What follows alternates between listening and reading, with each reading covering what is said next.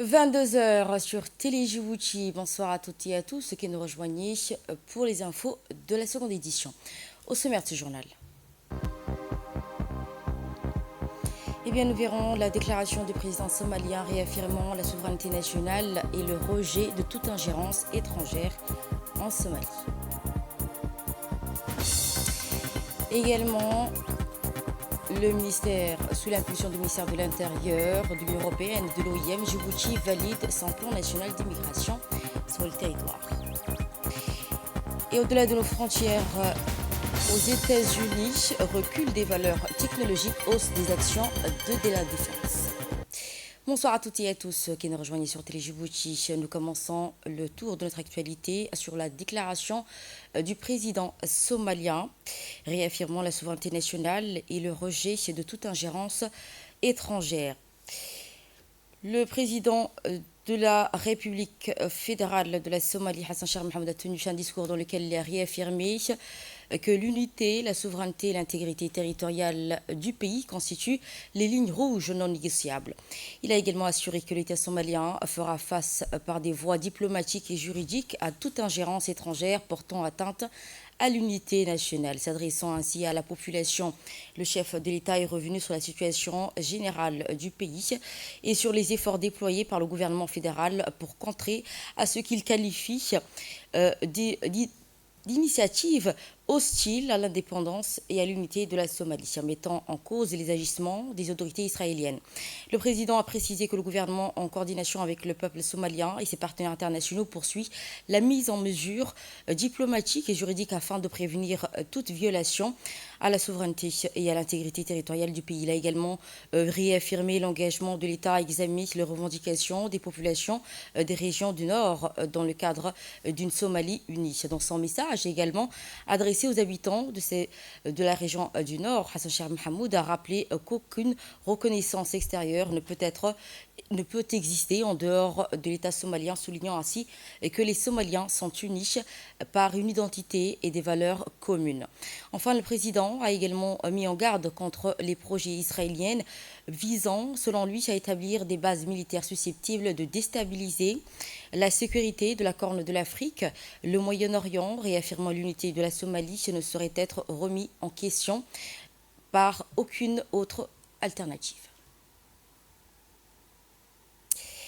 Et dans ce contexte de vigilance accrue pour la protection et la souveraineté nationale, les autorités somaliennes ont récemment annoncé l'ouverture d'une enquête sur les possibles utilisations non autorisées de l'espace aérien.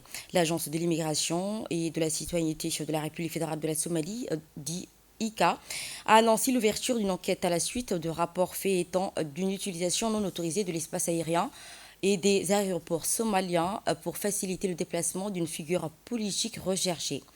Dans un communiqué, l'agence précise que cette enquête menée en coordination avec les autorités nationales compétentes vise à vérifier l'exactitude de ces informations et à déterminer l'éventualité de violation des lois somaliennes et des procédures en vigueur des protocoles d'autorisation. L'ICA a également souligné que si les faits étaient confirmés, de tels actes constitueraient une atteinte grave à la souveraineté nationale et à la réglementation somalienne en matière d'immigration. Elle rappelle que toute facilitation de fugitifs ou toute opération menée sans autorisation légale sur le territoire somalien est inacceptable et contraire aux cadres juridiques nationaux et internationaux. Le gouvernement fédéral de la Somalie a par ailleurs réaffirmé son soutien à l'appel du Royaume d'Arabie Saoudite en faveur d'un dialogue à Riyad sur la situation au Yémen, estimant que toute tentative visant à contourner ce processus diplomatique irait à l'encontre des efforts en cours. Selon le communiqué, si les conclusions de l'enquête confirmaient ces allégations, elles constitueraient également une violation des accords bilatéraux applicables aux principes de droit international et des principes de droit international relatifs sur le territoire. La République fédérale de la Somalie a enfin réaffirmé son attachement à l'état de droit, au respect des normes internationales et aux protections de sa souveraineté, que ces mesures appropriées seront prises si l'enquête s'avère justifiée. Et tandis que l'ICA, l'agence de l'immigration et des violations de l'espace aérien, plusieurs pays et organisations internationales dénoncent récemment l'intrusion d'un responsable israélien dans le nord de la Somalie, symbole d'une atteinte à sa souveraineté. Plusieurs pays arabes et islamiques ainsi que l'Organisation de la coopération islamique ont fermement condamné la visite jugée illégale effectuée le 6 janvier dernier par un responsable israélien dans le nord du pays de la République fédérale de la Somalie. Dans un communiqué conjoint, les ministères des Affaires étrangères de l'Égypte, de l'Algérie, du Bangladesh, du Comore, de Djibouti, de Gambie, de l'Indonésie, de l'Iran, de la Jordanie, du Koweït, du Libye, ainsi que des Maldives, du Nigeria, d'Oman, du Pakistan, de la Palestine également, du Qatar, de l'Arabie Saoudite, ainsi que de la Somalie, du Soudan, de la Turquie et du Yémen, aux côtés de l'Organisation de coopération islamique, ont qualifié cette visite de violation flagrante de la souveraineté et l'unité nationale de l'intégrité territoriale de la Somalie. Les signataires ont estimé que ces actes constituent également une atteinte manifeste aux principes des droits internationaux et des chartes des Nations Unies. Ils ont réaffirmé leur soutien indéfectible à la souveraineté ainsi qu'à l'unité et l'intégrité territoriale de la République fédérale de la Somalie. Les pays et organisations concernées ont par ailleurs salué l'engagement du gouvernement de la Somalie en faveur de la paix, de la diplomatie, en faveur du respect des droits constructifs. Djibouti a franchi une étape majeure dans la gestion de migration et validation officielle de son plan d'immigration, un document stratégique élaboré dans le cadre du processus Khartoum avec des pays. Cette validation qui marque l'engagement des autorités djiboutiennes à mettre en place la gouvernance migratoire cohérente, humaine et coordonnée répondent à la fois aux enjeux de mobilité et de sécurité ainsi que de développement.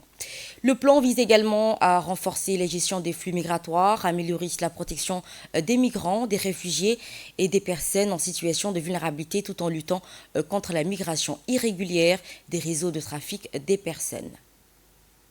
Soutien aux autorités djiboutiennes dans la gestion des flux migratoires mixtes, y compris les acteurs non étatiques, soutient l'accompagnement de l'amélioration de la gouvernance migratoire. C'est aussi l'occasion de remercier, de rappeler tous les efforts constants du gouvernement de la République de Djibouti à travers le ministère de l'Intérieur et aussi le bureau de la Coordination nationale de la migration dans l'amélioration de la gouvernance migratoire. Et dans le cadre du lancement de la mise en œuvre de ce plan national de l'immigration, je vous propose d'écouter les propos du chef de coopération de l'Union européenne. Le processus de Khartoum s'emploie essentiellement à prévenir et combattre le trafic illicite des migrants et les traite d'êtres humains et vise à renforcer la coopération en matière de migration et de mobilité, ainsi que la collaboration régionale entre pays d'origine. C'est très pertinent, surtout, bien sûr, dans cette région Corne de l'Afrique. Et je suis très content de l'engagement, surtout du gouvernement de Djibouti, de participer dans ce processus.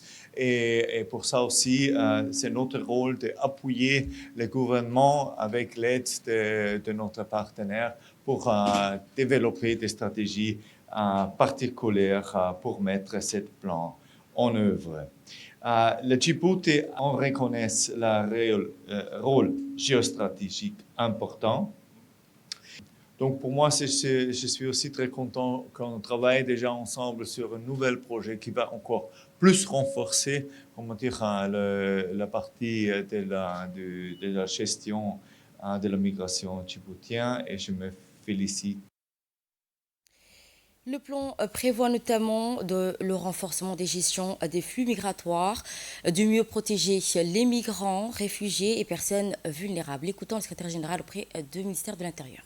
Le gouvernement de la République de Djibouti, sous la coordination du ministère de l'Intérieur et du Bureau national de coordination pour la migration, a engagé un processus structuré et inclusif afin d'élaborer un plan national d'action dans le cadre du processus de Khartoum.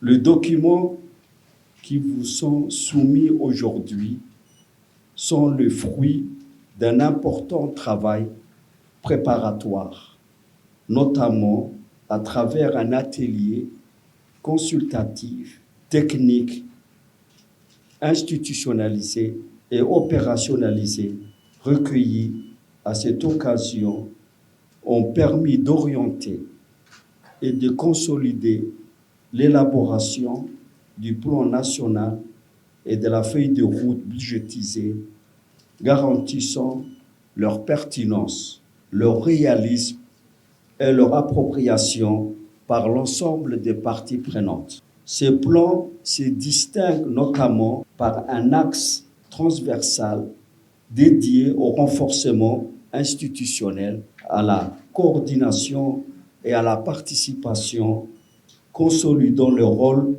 du Bureau national de coordination pour la migration en tant que point focal national et plateforme de coopération.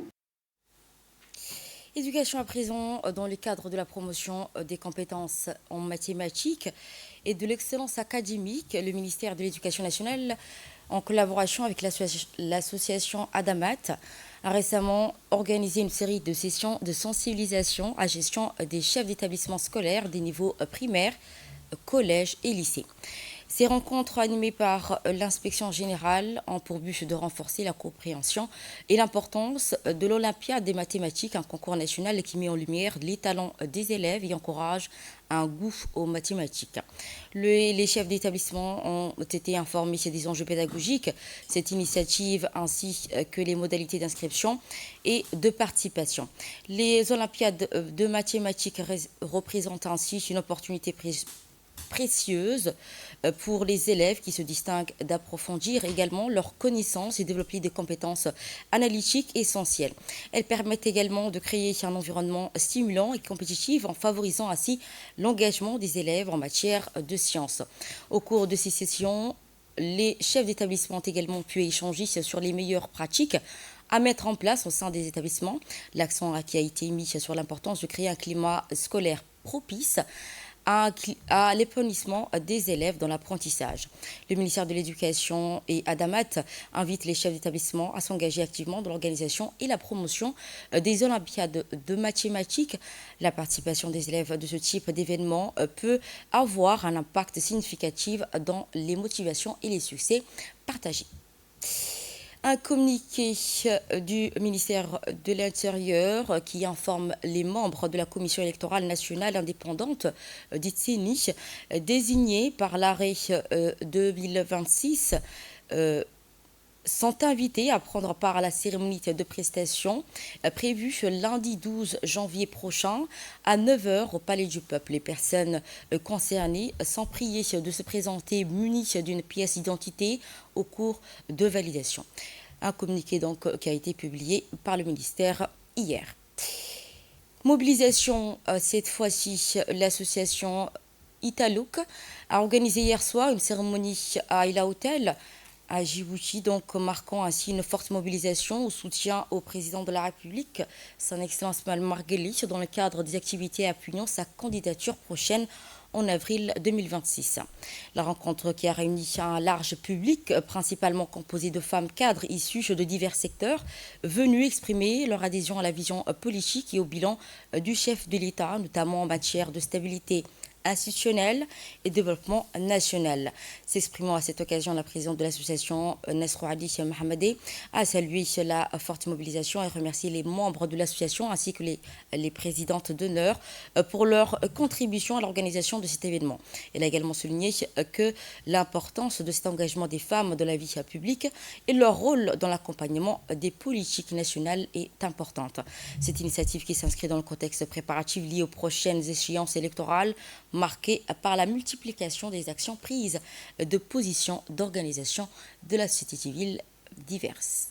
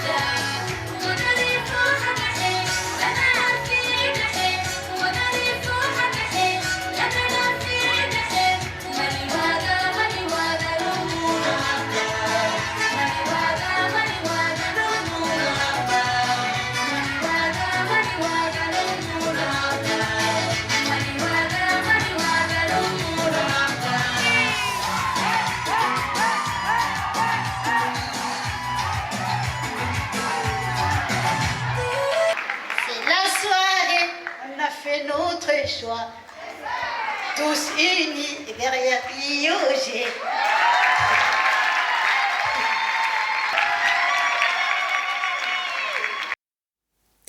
Et à l'issue de cette cérémonie de rassemblement de toutes les femmes cadres de la République, la présidente Mme Nasroua Hadji Mohamedé s'exprime sur l'importance de l'engagement féminin dans la vie publique. On l'écoute. Aujourd'hui, grâce à la volonté politique du président Ismaïl Omar Guelleh, cette réalité appartient au passé. Parce que dès 1999, le président de la République a fait un choix fort, celui de placer la femme au cœur du projet national. Ce choix s'est traduit par des actes concrets.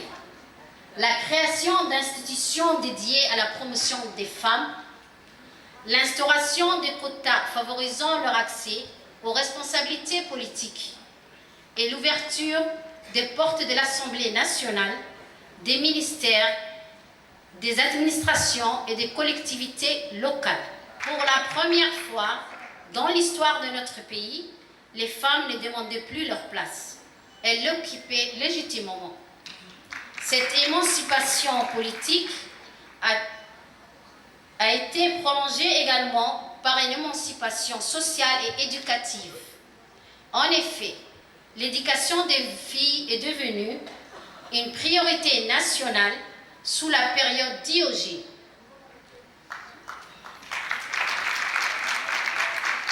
Des milliers de jeunes filles ont pu ainsi accéder à l'école, au collège, au lycée et à l'université. Aujourd'hui, la femme djiboutienne est enseignante, médecin, ingénieure, magistrate, entrepreneur. Elle est compétente, confiante et consciente de son rôle dans la société.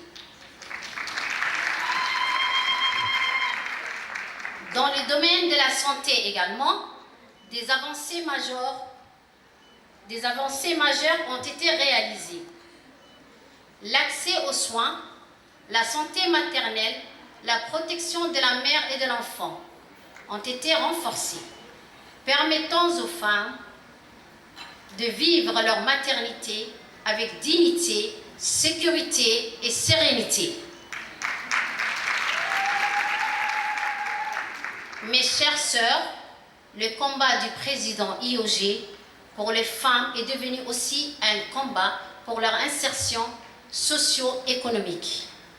Aujourd'hui, grâce à l'entrepreneuriat féminin, à la formation et à l'autonomie économique, la femme djiboutienne crée, produit, innove et participe activement à la croissance du pays. Et dans toutes ces avancées, dans tous ces progrès, une valeur essentielle n'a jamais été oubliée. L'unité nationale et vivre ensemble. Oui, l'unité nationale et le vivre ensemble, car la politique du président IOG repose sur la conviction que la diversité de Djibouti est une richesse. Autre mobilisation, cette fois-ci à l'ICBI, la région d'Ali a organisé jeudi 9 janvier dernier au complexe sportif du stade une grande soirée de soutien en l'honneur du président de la République, Ismaïl Omar Guelleh. Rencontre qui avait pour objectif d'exprimer la reconnaissance et le soutien de la population d'Assadjoug et Benedjoug au chef de l'État en hommage à son leadership et à son engagement constant en faveur du développement économique et social de la région. À cette occasion, de nombreuses personnalités ont été présents, des parlementaires, des membres du gouvernement, le ministre du Commerce, Mohamed Samadiri, le ministre du Budget également, Isman Ibrahim Roblé, ainsi que des représentants de la société civile. La population qui est venue nombreuse témoigner sur son attachement aux actions du président, notamment dans les domaines d'infrastructure, de services sociaux et de développement local. Soirée qui s'est déroulée dans une ambiance conviviale, festive, marquée par des animations.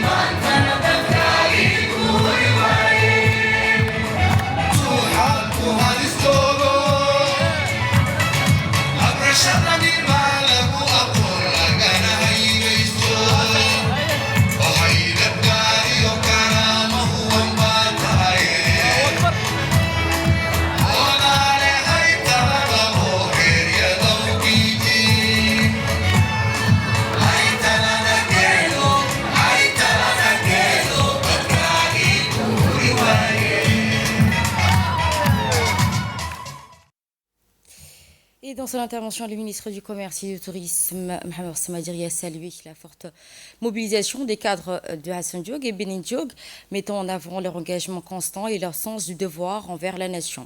Il a également tenu à remercier chaleureusement les représentants de la société civile pour leur participation exemplaire à cette grande soirée, selon laquelle ils ont démontré leur motivation. Ainsi, selon lui, cette mobilisation reflète donc leur aspiration, attachement profond aux orientations stratégiques impulsées par le chef de l'État, traduisant une volonté partagée d'accompagner son action envers la population et le pays. À son tour, le ministre du Budget, Esman Ibrahim Robli, a exprimé sa gratitude au président de la République pour avoir accepté de se représenter aux prochaines élections en réponse au choix souverain de la population. Il a également souligné que cette décision a été accueillie avec enthousiasme par la population djiboutienne, témoignant ainsi le sens du devoir et de la responsabilité. Le ministre a également remercié la population de Hassan Diog pour leur mobilisation massive à cette soirée. Et nous allons de là à Tadjoura pour le comité littéraire de la région Tadjoura qui a été présidé par Siad Omar Dehelo, chef de service administratif et de maintenance à la direction régionale Tadjoura, a accueilli l'association Lecture et Écrivains d'Alice Sévillier dans le cadre des activités littéraires et culturelles. Rencontre visant à renforcer les échanges entre écrivains et lecteurs et promouvoir la lecture et à encourager ainsi la création littéraire. À son arrivée à Tadjoura, dans la matinée de jeudi 1er, les membres de l'association Alias, dont 5 écrivains, ont été reçus au bureau des vice-présidents du conseil régional Tadjoura, Abdelkader Omar Abdelkader. Cette première séance d'échange avec le comité littéraire a permis d'aborder plusieurs thématiques, notamment la promotion de la lecture, le partage d'une bonne pratique, les difficultés rencontrées dans les secteurs du livre, ainsi que les défis liés à l'accessibilité des ouvrages à l'ère numérique. Les discussions ont également porté sur les moyens de stimuler la motivation et l'engouement à la lecture, en particulier auprès des jeunes générations.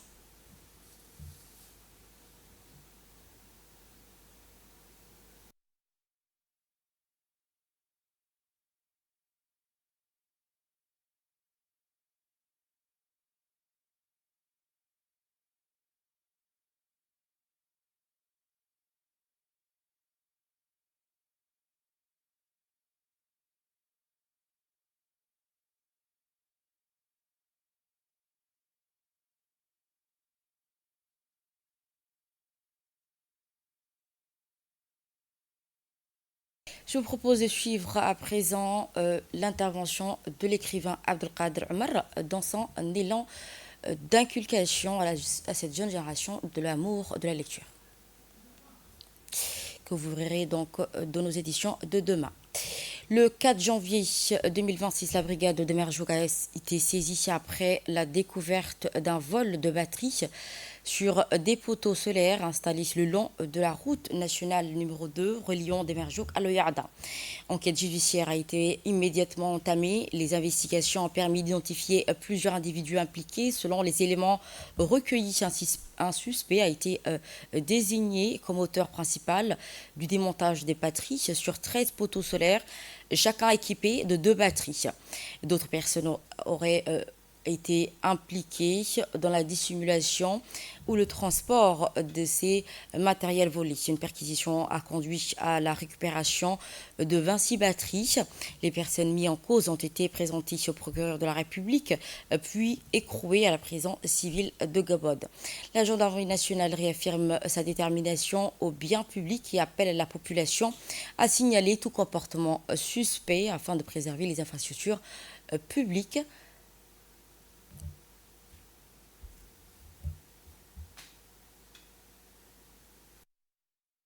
Voici donc l'intervention de la sous-préfet de la région.